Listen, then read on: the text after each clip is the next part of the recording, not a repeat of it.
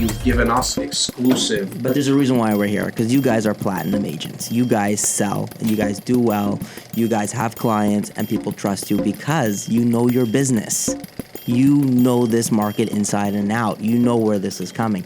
And to me, that is why I say there's something called platinum pricing, because I know that I'm raising prices. Prices have already risen. They're going up again and again and again and again on this project, right? And we give you guys first crack because we know that you're the best at your job.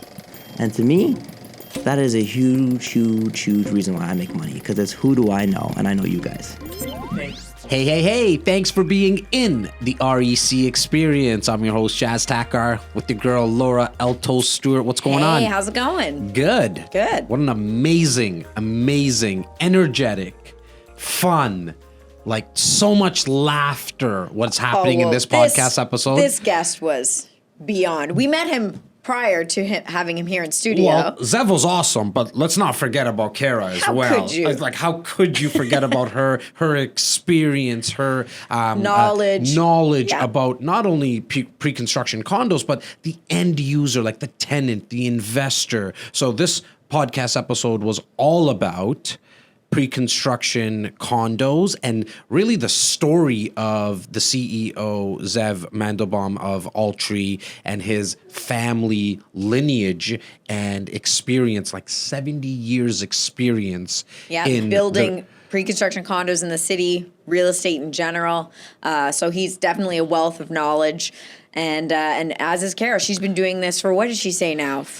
I think it was like almost a decade. Yeah, I was going to say almost 15 years or something. Here's the other thing, right? In that time frame, what's neat with Cara is, and we've had a fantastic relationship, she's like dealt with thousands of purchasers. She knows where people make the mistake, where investors make money. Because like I mentioned, like she looks at it from the perspective of the tenant, right? And the end user who's going to be living in it. She helped with the plans of the amenities in this new building that Altree's doing and Zev's company is doing. So the lead of Hirsch Associates, she's obviously has her finger on the pulse, and she consults with developers on what types of layouts and what types of amenities, like you said, they should have in their properties going forward. But she's got to have a vast knowledge of who's living in that area and what do they require, because not every location would have the same requirements. For sure. And can't forget our boy Simeon. He was obviously there. You can't forget about him. He obviously brought his energy and knowledge about the market in general. This new project that Zev is doing is in South Etobicoke, right at Kipling and Queensway. Just some unique attributes to the building, and we spoke about why this area, but Zev being Zev, he brought so much energy. Well, that's what I was saying. Like, we met him previously. He had us over to his house a couple weeks prior, and the guy, what a great host! Amazing host. He had all the leading platinum brokers as we are here at REC over at his place to actually launch this condo project. To sort of tell us what was going on and what the expectations are. So we're super excited that we'll be launching this next week with them. I cannot wait till our viewers and listeners see some of these floor plans. The pricing is awesome.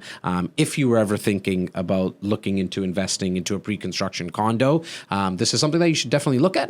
Doesn't mean that you have to do anything, like you have to purchase. You know what I always say is get the information, and then you can make an informed decision. No one should be pushing you to do anything. It's not nothing close to what we do here. Yeah, but I would say get just the information and get the music behind what's happening and why a developer would invest in a certain area. For sure. And then that will kind of give you a sense of if you do something in the future, why certain areas might be better than others. Zev and his family, as I mentioned, 70 years in the business.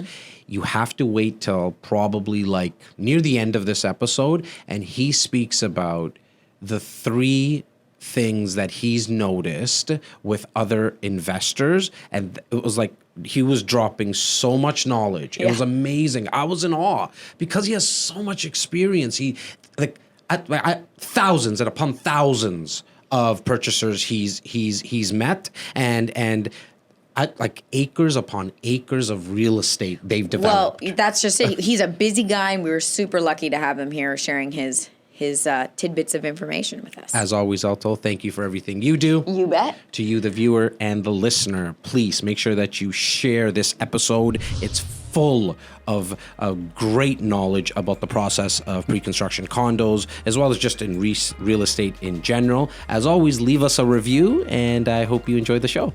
Enjoy, guys.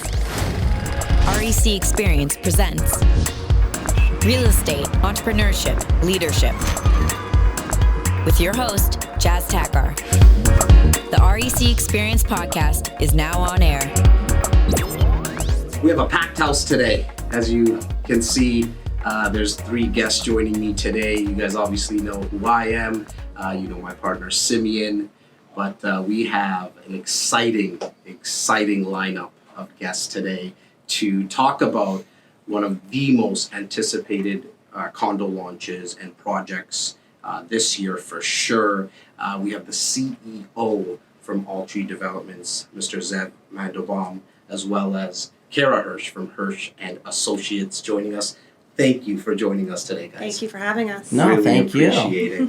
So we're going to obviously talk about the condo project 36 Zorra.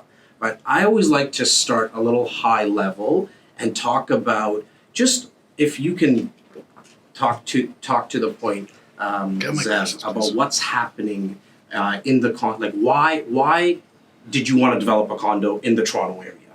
Oh, you're asking for a lot of information now. I know, because look, our viewers and listeners are very, very savvy investors and purchasers. Mm-hmm. Some who will make mention that Toronto's too expensive now, and this is not sustainable. So can I comment to that? Please do. So as you know, my family develops a ton of development around the city of Toronto, and I'm sure we'll get to that. But a wise economist once said, 100 years ago, the island of Manhattan was overpriced. 50 years ago, the island of Manhattan was overpriced. 25 years ago, the island of Manhattan was overpriced.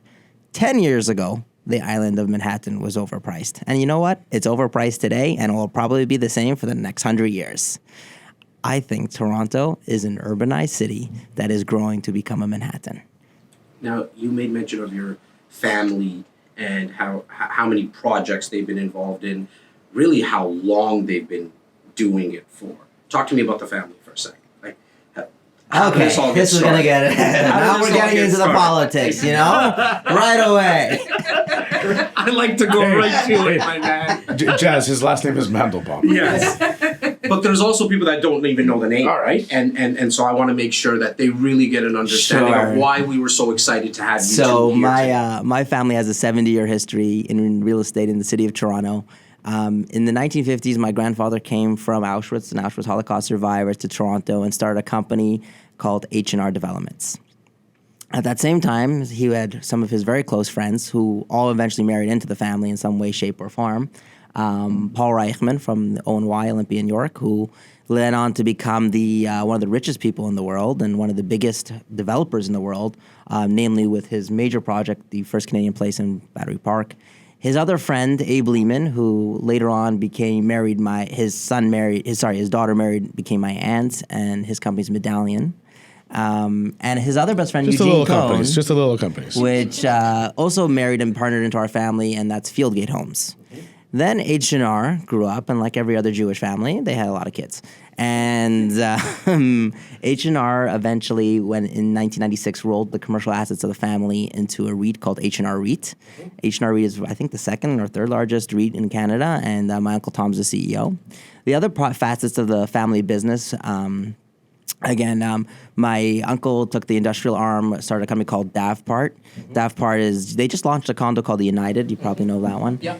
My other uncle, George, started a low-rise business based on the back of the H&R family low-rise company called Linvest Homes, which they had, they did the Sonic project recently, B Streets and tons of low-rise. And Sonic is literally 2 minutes away from us. From right here, from our Don Mills location. And then my father took the high-rise arm, partnered with a guy named Barry Fenton, and started a company called Lanterra Developments. And when did that start? Like, when did Lanterra start? 20 in years the high ago. rise. So 21 years ago. High rise, okay. Yeah, So 21 years ago. It was originally the H&R high-rise arm, and then they rebranded as Lanterra over the period of time. And Lanterra has built since inception over 20,000 condos. in the city of Toronto, and that's just the Lantera portion. I started Marlin Spring with my brother-in-law about 6 years ago as a plan of transition, a succession plan, because I started my career working in H&R, and then I went into Lantera, and then you go through the steps, and then I started a company with my brother-in-law. I'm a partner in Marlin Spring, built a lot of projects around the city of Toronto. And after 5 years, I wanted to create my own stamp on this world. And as succession plans go, you really want to create your own stamp. You want to stand out, right? Especially when family dinners. Oh yeah, And I would like to add, especially when we're bidding on the same projects, it gets a little messy. I would like to add to our audience that over the last, let's call it 5 to 8 years, half the projects we've launched are going through this family's hands.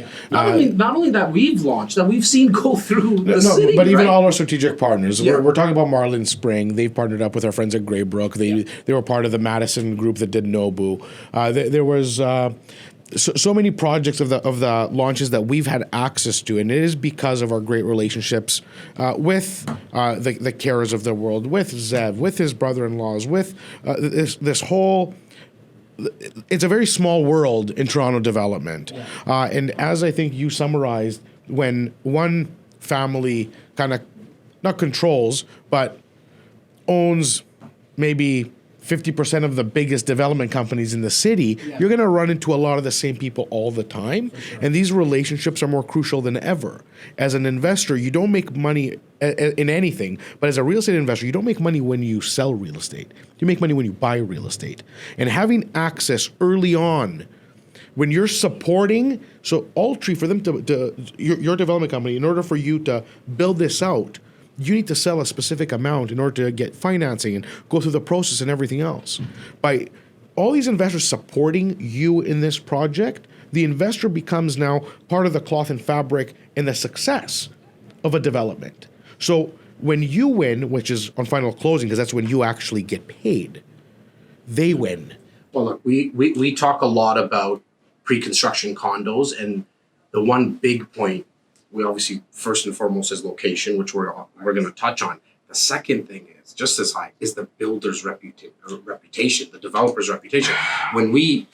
Which takes us to the final block, which is Altree, his story. We were hearing about this project a long time ago, and we were like, okay, we don't have to worry about reputation stuff.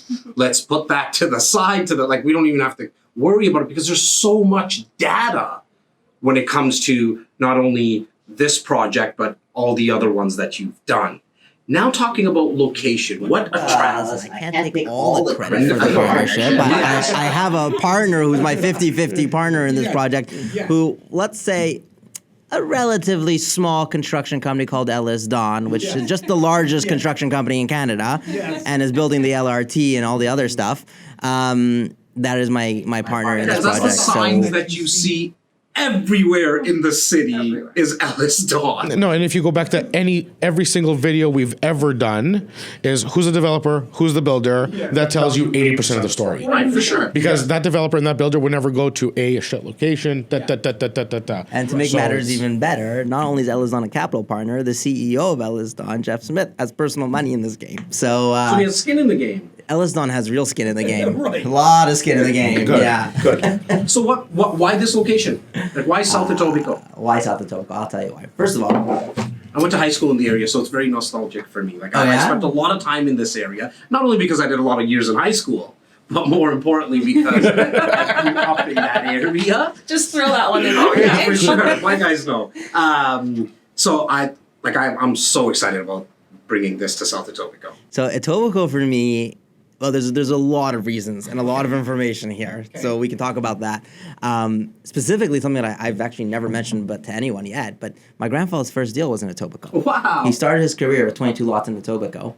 Eventually, he ended up building all the buildings from Scarlett Road all the way to Royal York Road along Eglinton, and he That's right by started the golf Etobicoke. course. Yes. Scarlett and Eglinton is the golf course. Yeah. Actually, it's Notting Hill. So he built, just because the Richviews, the Fontenays, the one at the corner, the condo next to Notting Hill, and now the Notting Hill project, which I bought with the family. Okay. So, and that's the Lantera project that's coming out. So for me, having that ability to say, hey, my grandfather got his first start in Etobicoke, and now the first launch under the Altree brand, although not my first launch because I've had many, but I just under the Altree brand in Etobicoke was very special. But why this piece of land? Let's talk about that. Yes. So, having the benefit of growing up in a family like mine, you end up having the benefit of being at what is always going to be the impetus of many amazing neighborhoods and seeing how they come from start to finish. You know, if I told you today that City Place, when they started selling at $250 a foot, not too long ago, today is selling what? How much? Well, we're at least up to 1,100, almost 1,000. close to 1,100 square feet, 1,100 price per square Unbelievable. foot. Yeah. Right? And you were looking at it at 250. Yeah. So if I told you today, would you buy that $250 square foot unit? It would be how many can I buy? Exactly. No, it's So I had the Not benefit really. of that. How many? So when I remember, as growing up in my family, you grew up with real estate in your blood. These are the stories around the table. And I went to see a piece of land that was completely barren. And I walked that piece of land, and I'll tell you where it was. It was from the corner of York and Bremner Yeah. to the Air Canada Center, and then the other way to the Skydome was completely empty. There was nothing. It was no man's land. And my father said, we're going to build here. And now we're sitting at Maple Leaf Square, Ice, Jurassic Park. He built it. It didn't exist. And my father said, trust me, this is going to become the best area in the city. And we Especially sold. after they won. Yeah, especially. Yeah. No, but straight, doesn't that go to vision? Like you really got to go back. Like, this is the thing about real estate. Like, I love real estate so much. I love looking at real estate, being in real estate, touring real estate, looking at cornfields, watching their evolution. But in this case, you're downtown the city. You're sitting with your pops and you're saying this is going to be the best part of the city. 2019, that's vision. That's hard. And you Right, see yeah. it That's long vision, before, man. long Yeah, before anyone else will. there was no Jurassic Park And back it's then. not just jibber jabber. You You got to put your created, money. you created He it. built Maple Leaf Yeah. Square, he built the Leisure Main, he built the hotels, he partnered with the Maple Leafs and the Raptors, and he went to the sports team and said, guys, we're going to build an amazing mecca called the South Core here. I'm thinking Kevin Costner, if you build it, they will come, kind of feel the dreams. Right? Like, Absolutely. But is To it something actually to be bring it said? into- But is it something to be said? Like, it's one thing to be a visionary and jibber jabber. Yeah. It's a different thing to be a visionary, pull out your checkbook, and make it happen. That's the difference, man. That's the difference. Going back to South Etobicoke. We sold Maple Leaf Square at $140 a foot. Just FYI. Yeah. Next wish I time this bought there happened to me, where I actually now said, okay, this is it, I'm buying in, right? Yes. Liberty Village, we tied up a factory called the Irwin Toy Factory. Remember those old Monopoly It was games? one of the first ones in Irwin's. Liberty Village. And I went to Liberty Village and said, this is a dustpan. Like, there's no way anything's going to come here. And sadly, we sold one of the parking lots we owned there, too. And that was at $240 a So square I'm going to foot. tell you the dark What's history Liberty of Village Simeon. today, huh? Hey, the dark history of Simeon. Yeah. This is, I can tell you for sure because I remember I it. got to listen very closely to this one. 2003 or 2004 is when this happened. Okay. 2001, I don't remember. I was 21 or 23 years old. I was working for CIBC downtown Toronto. And that's when Liberty Village didn't exist. It was nothing, It yeah. was nothing. Toy Factory flyer comes out or an email comes out. I just started making like early 100s, like 80 grand a year. I can't remember what I was making. But I was making enough to say, you know what, like maybe I should stop renting. And buy. And it's right before I moved back to Alberta to do that restaurant. And I didn't buy. But I remember coming back and it was like, what was $200K? When I came back in 2004, it was $400K. It had just happened. And now look at Liberty Village. Now forget about it. I But bought a like- Monopoly unit. It was my first condo unit that I bought, and then I sold it a couple years ago. And have to say, You did okay. it was a good investment. You did okay. Yeah.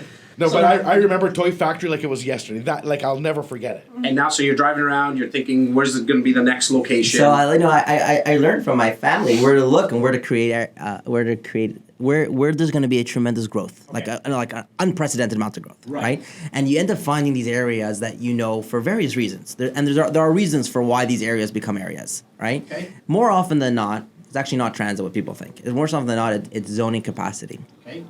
It's being in a certain area that's bounded by something. Okay. Right?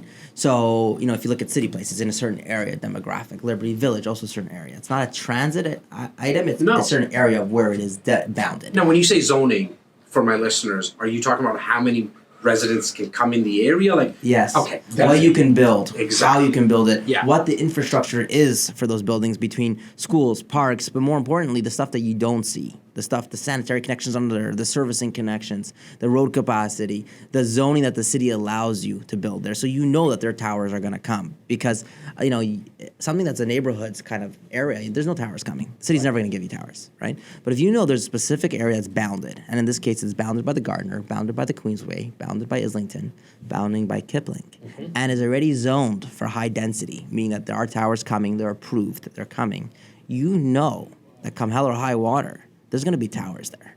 And Toronto's an urbanized city. Everyone says, why does Toronto keep going up? Because Toronto's cool. Yep. Because Toronto just gets cooler. And as the city grows, it gets better and better and better. And people say to me, well, do you want to live in a low-rise community out in Oshawa or Whitby or further out? And I keep saying to them it's going to be a long commute. Yeah, right? very long commute. And it's not cool. It's not fun. It's not an experience. And that's why people live in Manhattan. That's why cities grow. They urbanize, they gentrify, they become bigger and stronger. So the city of Toronto, when Etobicoke got amalgamated and became part of the city, created the official plan that applied to the city, which gave density to certain areas. One was being the Etobicoke waterfront, Kipling Station, our area, and Shorewood Gardens, and that's really much it. Everything else is small density in comparison to what this is going to become. And I think that goes back, and I really want to get Cara's view on this, because you've been part of hundreds of launches. Yeah. Literally hundreds of launches. In a very short period of time. In a very short period of time. and now you're the Very successful. right. And now you're the launches that CEO of Hirsch Associates, and you do consulting with great developers that have been part of the city forever. So I think your opinion on this is very important. What do you see as like we kind of see what Zev sees from your side of the marketing arm? You're in sync with what people want. Yeah. I think that's kind of your role, to identify to a developer, before I pour the concrete this way and it's done forever, should it be this way because we're going to This need is what people access are to looking for. something. Yeah. So what do you identify as the latest trends or in that area that people want so much? Because we've obviously had this conversation before, like myself and yourself. Yeah. But why don't you share with our audience why, like from a retail investor level or an end user, why do I want to live at 36 Zorra? So I do all my shopping actually in Etobicoke. I currently live in Shorewood Liberty Gardens? Village. I'm at Shorewood Gardens way too often. Don't tell my husband. He knows when I say I'm going to Etobicoke, he's like, oh no, this is not good. But Costco, Walmart, you name it's there. And coming from Liberty Village, I jump on the Gardner. It takes me 12 minutes to get Right. down there. It's much easier. There's parking. So I've always believed in that area, and I've watched that area, and I've watched what's coming there. I've watched towers coming there, and I truly believe it's going to blow up. It is the next area. It's so close to downtown Toronto. that's right. It's so close. You can get on the subway. You can get on the Gardner. You have parks. You have schools. You have malls. And yet I really don't believe that it's been fully discovered in the way that it should be, and it's coming. And 36 Zorra is that first one where we're really pushing that this is a great neighborhood, and it is. I'm personally investing in it. I believe this project in this neighborhood in 5 to 10 years is going to be the next Liberty Village and the next city place where people are going to sit back and say, I really wish I got in on that project from the get-go. I love the fact that you made mention of that it's 12 minutes away from downtown Toronto. Because we speak with a lot of purchasers who are going to be living in the Straight unit up. as well as tenants. Yeah. And we hear it a lot where they make mention to us that, look, you know what? I don't really want to be right in the city. Yeah. I want to find parking. I want to go to a little more of a They big wanna place. feel that I want to go neighborhood. home. Right. Yeah. I want to go Exactly. home and I want Home. to want to be a little away from where I work. I want to have that feel, But be close to it. but easy still be access. close to So it, the like a stone beautiful- thrown away from it, right? The beautiful thing about this site is, to go, let's say, to Union Station for downtown driving, you're Yeah. 15 minutes away. Yeah. You can jump to the Kipling Station, which is where they're doing a major expansion. You can get on the GO train to Union Station in 17 minutes. I mean, you can't do that in a lot of the downtown core sites if you're coming from Yonge and Finch or, Right. the Yonge and Shepherd. So I think it's an area that, and it's about affordability. And I know Zev will talk to this, we've talked about this multiple times, is there's affordability is a major concern now in our city, right? It comes with the fact that it's about your lifestyle. A lot of people are giving up the white picket fence. Yeah. They are, and I'm one of them. My husband and I are one of them. We want the convenience that on our nights when we are home, which lately hasn't been very often, but when we are, we can go out, we can drive 5 minutes, 10 minutes and go to a nice restaurant. And, you walk outside, you can go get groceries, everything is there. And this is that location where you can do that, but still, like you said, feel like you're coming home. Because you have a lot of green space, you have a lot of parks. Turn off the noise. Yeah. So like downtown, there's something to be said. Like people love downtown. I love downtown. In my life, where I am in my life, I could never live downtown now. Right. There was a time where I did. There was a time where I missed it when I left. But right now, tell me, go downtown. You couldn't pay me to go downtown. I just can't. I need to be able to turn it off at night. Well, you wouldn't be able to also get, you have 2 kids. I have 2 kids. We wouldn't be able to get, there's not many 3 bedrooms available anywhere. There's not very much, like even 2 bedroom plus dens. There's not a lot of them available in the downtown core. And so let's talk about suites. And livability, maybe. And in the building. So what's available in this building? I want to talk about the investment before we get off of it, because we're talking about the transit, we're talking about everything. And Cara, when I told you about this piece of land, right? Because I tell you about everything. And you said, Zev, I love it. In fact, I already bought 2 units in IQ. Yep. And I was like, wow. Before I even said anything, not bad. IQ, by the way, isn't in Queensway condos, like literally 5 minutes away, that were built. And just to put value into perspective, those were sold at initially $450, $500 a foot, and they're now trading at $850 plus a square foot. $850 to $900 for resale. Yeah, for resale. For resale. Yeah. So this was an interesting one for me, because I always have to look at 2 things when I invest. How do you make money? How does anyone make money? Well, the way to make money is either you can rely on the growth of your asset, appreciating in value, or you can get an income play, right, in the interim. Now, when I look, and Cara and I are pretty good at this, we try and say, okay, what should a purchaser want? Well, they should want 2 things: to make money today and make money tomorrow. It should be good when you buy, it should be good while you hold it, and it should be good when you sell it, right? And if you can have those 2 things, where it's a good asset today and it's a good asset tomorrow, then you have a killer investment. Property like this, you have, and Cara has pulled all the rents on a very conservative basis, and we've done it and analyzed this thing to death, right? You buy our units, you're cash flow positive today. Today, you're making money. In Toronto, which In is tough Toronto. to find. Please tell me where else we can find Guys, that. it's very tough to find where you can get the rental income to cover your expenses. Cash flow positive today with amazing suites, which I'll let Cara talk about these suite layouts because they are fantastic. And you're I love the naming of the suites, by the way, just a second on the side. Love it. It means a lot to me. They're inspiring. Yeah, very inspiring. And smart. You're going to have an investment that's going to quadruple over time, because this is a main hub. You look at what's coming around you. You look at the fact there's a Sobeys there. The Sobeys is a 50,000 square foot site plan of Sobeys across the street coming. The Cineplex already undergoing. The Kelsey's, the Montanas, applications for new development all around you. You have a huge park that's already partially built by Remington. They've built the first mammoth park, and we're continuing that. You know what you're having. You're having Central Park surrounded by buildings. You're having a crux of a huge park at the center of this thing where you can live, work, and play, surrounded by towers, surrounded by buildings, surrounded by retail, surrounded by restaurants, with a shuttle service, which we'll talk about, getting you to Kipling Station. And Kipling is a major transit hub. You're on the Bloor line, so you have right down to Midtown on the Bloor line right away. And you're only 1 stop on the GO train to Union Station. So from a transit connectivity, you're in a great place. From an income, you're in a great place. From a future growth, we're talking about quadruple digits. If you look at what City Place and Liberty Village and all those, which have the same characteristics as this piece of land. And you have to have a little bit of foresight, right? We spoke about that earlier, that you got to buy it and hold it for a little bit, right? Definitely. I mean, we're all investors. The longer you hold, the more you win. Right? Jazz. Bigger return you get, right? Let's talk about some of the layouts, Cara. So I'm going to say one thing before we get into layouts. I want to go back to investment for a second, because Zev had mentioned I purchased an IQ. And the reason we actually bought an assignment, because I saw, I knew that Zev had bought a parcel of land. I know a lot of other developers who are buying parcels of land. And I told my husband, we need to buy here because this area is going to blow up. And 3 pieces of land. I tripled down. I have 2 more projects coming in the future. I'm land banking for later. Just saying. And I'll tell you, when I was sitting and we were doing all our numbers for Zorra and going through investment, going through rentals, we had been tossing up the idea about purchasing because we had just bought the assignment across the street. And I'm sitting at the dining room table. My husband's sitting on the couch watching TV or movie. I don't know what he was doing. I wasn't paying attention. And I'm writing in all the numbers, and I stop and I tell him, turn off the TV for a second. We need to talk. And he's thinking, oh God, here we go. Like, what did you buy? What have you done? And I said, we're buying at Zorra.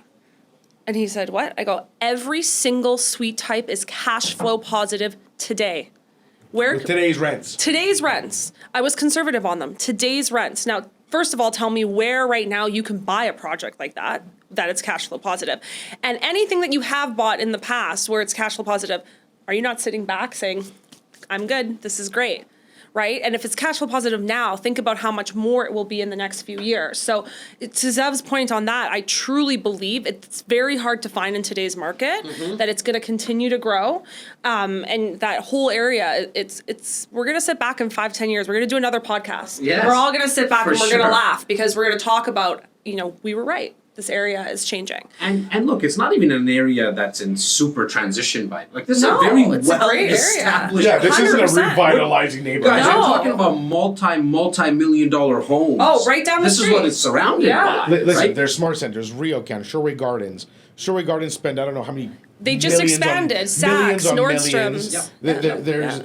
There's a lot of stuff happening here. We have a lot of downsizers as well, right? So, because we get the question, who's going to be renting it? I don't know. How do you read? Like you read Well, my we've been mind. together for 15 years It's professionally. weird. And It's so, weird, bro. I think that happens where the question we get from investors is who's going to be renting these? Yeah. Well, we know that there's going to be downsizers who are in their 1900 or 1700 square foot homes that are empty nesters, and they're going to want to be renting into these areas as well as purchasing. And then you have the younger generation. You don't think all the 28-year-olds in Mississauga, Oakville, who want to be in Toronto but want to have access quickly to the highway to go back home on the weekend, are going to storm to this neighborhood where they have access to everything? It's funny you mention that because we always talk about how close things are to downtown. We forget the West. Well, and they I'm have to- from the West now. And they need to go home. They need to go back home to visit. Or go up north. Or they might work there too, They right? might A work lot there of people too. work there, but they still want to be close to Toronto. Honestly, I know I can tell you as a fact what's going to happen. Yes. Yeah, you're going to give who's going to rent the unit? Whoever wins the bidding war on the rents. 100%. And we see Because that's what's going to happen. we see 30 of those a day. It's already happening in the neighborhood. Legit. Yeah. Well, it's because just the vacancy rates. I mean, you Google vacancy rates in Toronto, you probably see 1%, but actually on the street, it's like -1 because there's tons of multiple offers as you spoke about. And with this, where you can live, work, play, shop, do everything at the foot of your door, I mean, come on. I really want to get to the This is the most renter-friendly thing possible. and so now let's talk about the inside of the building. So the suites, we'll talk to Right. suites. So we all sat down over probably a year and a half ago and started saying, what do we want here? What suite sizes do we want? Who is the demographic that's going to buy here? And we truly believe that, there is going to be a large group of investors that are going to see the vision. But we truly believe there's going to be a large group of end users. I believe that too. Think about it. Where right now, low-rise is unaffordable. For most families, and especially young families, they can't afford to buy a home. But they want something to live in that's close to schools. We have great public schools, private schools in the Etobicoke neighborhood. And so we thought, we got to do a bit of both. Yeah. So with suites, we have ranges from studios all the way up to 3-bedroom units. And we have different size ranges. Thank you for the Yeah. 3 bedrooms. Smart. Yeah. Thank you. And in the area, there's not a lot of 3 bedrooms I that know. are offered. Even in downtown Toronto, Well, right? condos So- in general, you yeah. don't see that. I don't want to go on a tangent, but some of the smartest investors today are buying the biggest units possible because it's that delta that isn't touched. There's almost none available. Simeon, dude, like me, I can't put up a shelf on a wall, like, let alone do I have time to cut grass and, I'm really strongly thinking of getting rid of the house, like renting it out kind of thing, and getting into a condo because I don't have to deal with all that. Sure. But I can't go into a small 2-bedroom. Yeah. I need to go a little bit larger. To Simeon's point, Yeah. right? You buy a diamond because it's rare. Yeah. That's what gives it its value. 3-bedroom units are extremely difficult to build because of the Ontario building codes. In order to get the rooms to work, you really have to have the right kind of building, the right plates. It's very difficult. They are a rare commodity, very unique. And, if diamonds go up in value because they're rare, Real estate is And only to- going to and to your quadruple that point, because Sure. it's funny you Great say point, that because Zev. I was just saying that yesterday that I truly believe value in this building is the 3 bedrooms and those 2-bedroom and dens, because more and more people are going into condominiums. To your point, like my husband and I chose, we're not going to live in a house. We want a condo. We want a turnkey, go away for vacation, not have to worry. Right. And you're getting a lot of young families who I have friends who had their baby in a 1-bedroom and den when they started because they My want. sister has 2 kids. She's selling her home and going back to the condo. They were in a condo. Yeah, so They what bought you a were home, saying. and then they said, "You know what? The hell with this. I'm going back to a condo." Well, and I love the fact that we're talking about how rare the larger units are, but you guys still mixed in the smaller units, right? Which is really nice because from an investor's perspective, I've made money on just small little 375 square foot units. For sure. Because my tenants leave every single year and we keep on increasing the rent, right? So that's always a nice strategy in the portfolio to have to mix it up. But and I also diversify. think, as an investor, it's nice to know that you're in a building, you're buying in a building that's not going to be all investors. That's right. That's You're right. not competing with an entire Yes. building. 100%. Yes. Right? It's just going to help bring up the value. You're not Yes. competing with all the same units when you go to rent. So, that's something that I look for when I invest too, is I don't want an investment building that's just 100% investors. And you get that when you have the community, like what we spoke about Exactly. in the area. And then to speak to not just our suite designs, but then we Yes. also talk to amenities. For sure. So, we sat down and thought typical amenities right now in the area are your party room, your gym, 24-hour concierge. We wanted to do something different.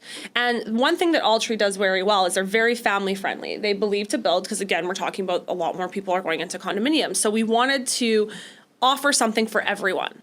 So when you look at our amenities, we have over 9,500 square feet of amenity space, which is unheard of in this area.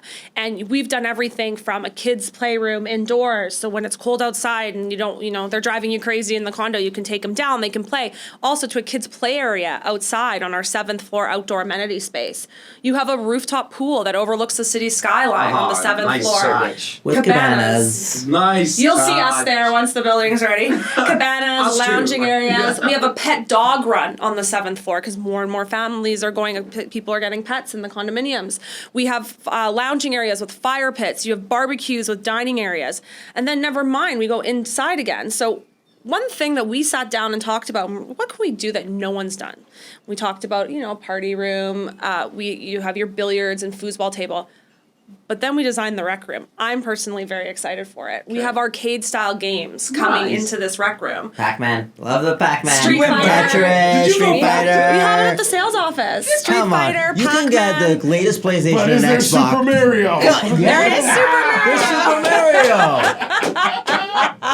You know Did what you it really is? say Street Fighter? Can I tell you Street something? Fighter. I'm all about a dookie. Okay, all right. You know what happened? All these games and PlayStations and Xboxes. Now you gotta touch these touch screens. The yes. old days you want to slam the damn button down, right? That's what you want. A machine you can slam the button, then the guy jumps, right? That's what you need. So Good we old brought them physical into slamming. into our sales office as well to show so purchasers have that sense of what they're getting in their It's gonna be condominium. fun. It's going to be fun.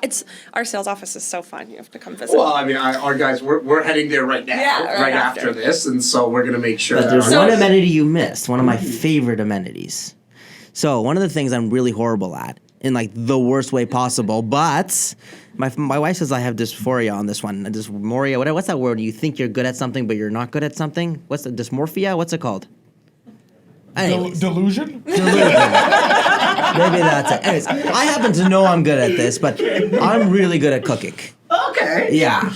No one likes my food, but I think it's because you need to have an acquired taste, right? Like the coconut water we talked about, right? No one really likes We've coconut been water. to your place. You Yeah. have a beautiful place. So you sound like you're like, oh, I like saw to the cook. kitchen. It's Again, set up. it's an acquired taste, but I like it. And one of the things I love about my kitchen at home is that the kitchen's in the center, and we all get to cook around. And everyone gets involved. We bring friends over. We open a bottle of wine, and one guy's chopping the vegetables. One guy's cutting his fingers on the vegetables. Right. Happens all You're the right. It wasn't you though, right?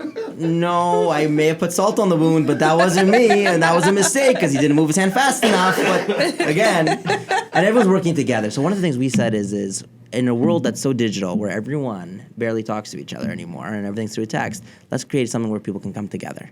And we created a demo kitchen. Like an exhibition kitchen for everyone to use. Yes. That's And with amazing. your friends, come together, cook together. Hire a chef, have them show you how to make a dish, and you hang out. It's something different to do, right? That's so awesome. that Learn was how to make pasta.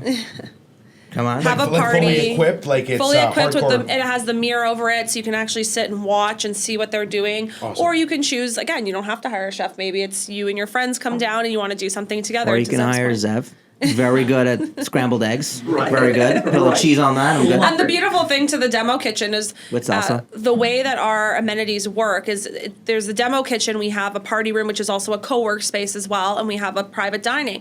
But they all open up so that you can expand everything into one, or you have the option to, just use one room at a time, which I think is a great feature. Because if you're having an intimate dinner, you don't maybe want that much space. But if you want to throw a rager at a good party, you're going to want to open up that space. I want to Zev's Smart. parties. Very smart. Yeah, one of Zev's parties. Honestly, As long as this there's is smart karaoke, stuff. I'm good. Yeah. This is good stuff. And then you have Good your, job. you have your gym. We have our gym with cardio weights area. You have a yoga room with boxing. And a sauna. Very important to get the sauna in. Sure. Why not? Just the more the better. Yeah. That's it. Well, you want to have everything at your fingertips. Not only that, so there's a big park that's being built around this thing, right? There's a big park that's there now. You can go see when you go to the sales office today. And we're building the other side of this park. So the park that's there today has all the kids' playgrounds and slides and swings. It has water features and it has places to sit. And I thought, well, for our park, let me propose to the city to do something really cool. Do some really cool art installations and outdoor ping pong tables. Because one of the things I love about New York and Europe is these outdoor ping pong tables. I just got and back they're from all for it. Barcelona. They're all over the place. Well, they're going to be all over 36 Zorra. Great job. Great job. Like just even thinking about having, because you're going to have older people that are going to want that outdoor space as well. You got the kids area that's already there, but it's nice to have something for the adults as well. And play a little chess. Oh, Come on. With I the little play. thing with the button where you can keep pushing it. You know, to Nice, see, nice. check.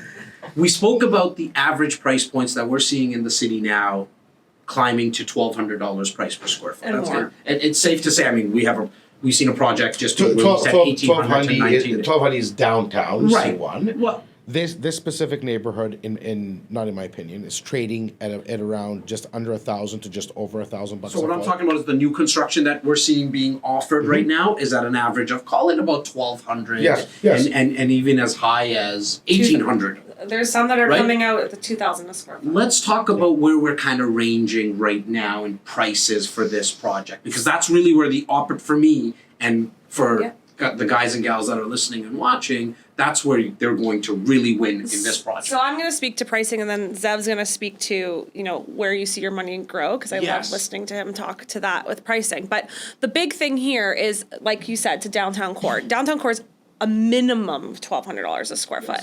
I mean, I've launched projects where $1,400, $1,500, $1,600, they can't build unless they're at those price points. And then you have the Etobicoke waterfront that's trading just under $1,100 a square foot. That is less than a 10-minute drive from this location. And here you're coming in at an average of $850 a square foot. Let's It's say that again. substantial. It's that It's is substantial. huge. And I need to correct you because we need to. There's a reason this is an opportunity. The average is not 850. This building is going to be launching at 850. And I think it's important we also timestamp it because as these videos linger on the internet, people should know what it means to get into a project early. Yeah. People need to know that there's other launches coming up around, including other phases for this. Today, I always that's use the price. analogy, like if you're going to a party, like a club, you don't want to be at the back of the line. No. It's just not the No. right place to be. You're not going to get in. But this project is at 850. Nothing surrounding this project is at 850. No, I mean, resales are going. There was a resale right next door, that one bedroom, 8 multiple offers within 4 hours of listing the property. So let's just be crystal clear about that because this is why we're here today. Yeah. Why this opportunity exists is because you're going to make significant upside like on signing documents here. Let's be real. And I would love Zev to speak to, we've talked about this before, of, if you buy today in downtown versus buying in somewhere like 36 Zorra, and what's that's going to do with your investment, because you speak very well to it. And I want you to include it in that, Zev, because I want you to cap this discussion with how people make money in real estate. So, Awesome question. I'll tell you how you make money in real estate. By owning real estate. That is how you make money in real estate. Not by investing in a fund that invests in another fund that invests in another fund that may invest in real estate that there's a million fees being taken off the top of it.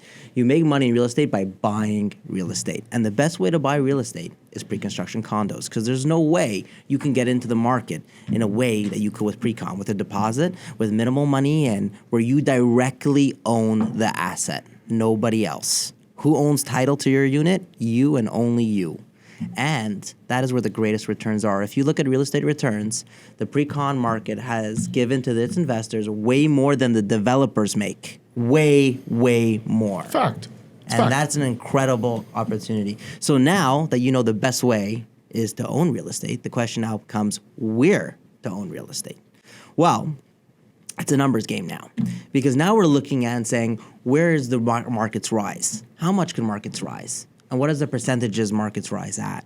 Now, going from $1,200 a foot downtown to $1,400 a foot is $200 a foot increase over $1,200. How much is that? Maybe 10, 15%, right?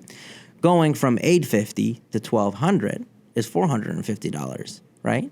Now, Or 50%. or 50%. Or just take the same $200 a foot that you took on the $1,200 going up to $1,400, or from $850 going up to $1,050. How much more does that same $200 a foot increase mean on an $850 average than it means on a $1,250? It's a no-brainer, right?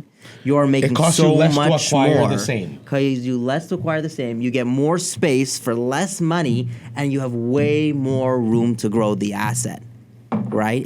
You'll make way more investment returns going from $850 up $200 a foot than you do at $1,250 going up $200. Hashtag facts. The bang for your buck and the value Is there. is there. And we're looking, like, we pulled yearly returns, and in our, for our building, our yearly returns are averaging 10 to 11%.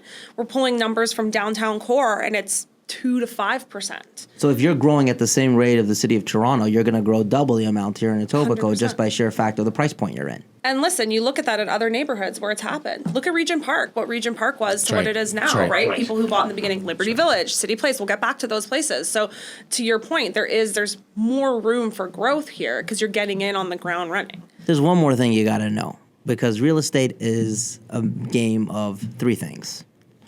One, owning real estate. Two, where to buy real estate.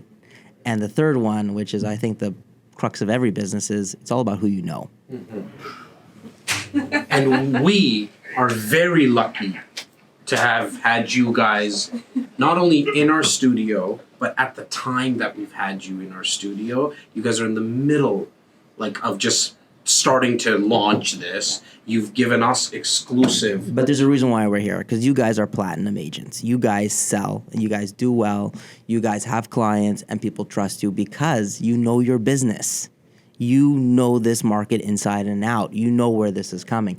And to me, that is why I say there's something called platinum pricing, because I know that I'm raising prices. Prices have already risen. They're going up again and again and again and again on this project, right? And we give you guys first crack because we know that you're the best at your job. And to me, that is a huge, huge, huge reason why I make money, because it's who do I know, and I know you guys. Thank you for that. I could not have said it any better than you. And we're humbled and honored. And I know, we started these talks back in the spring. That's the truth of the matter. That's how long it takes to bring a project to life. Oh, we've been doing it long before this. Obviously, 3 years. but So far, I'm I'm counting. talking about just the marketing stage and Yeah. just bringing the deal and the incentives that we haven't covered. Well, maybe we'll do that after. Yeah. But we're humbled and honored to be sitting side by you both, to take from your insight, for the insight that you share with us and with our audience, our viewers, and our fans who just actually come to us for some of this insight. And we're humbled for the audience that's going to take away from this. But I couldn't be happier with today's discussion. Really. Well, thank you for having us. Thank much. you. Thank you for having us. We're very excited for it. Thank you so Thank much, you. guys. That was awesome. Holy shit. And it's a wrap. This has been the REC Experience Podcast with Jas Takhar, an REC Canada production. Hey guys, thanks so much for watching and listening. Please take a second right now to subscribe and follow us on whatever podcast platform you're watching or listening. It means the world to me. Thank you.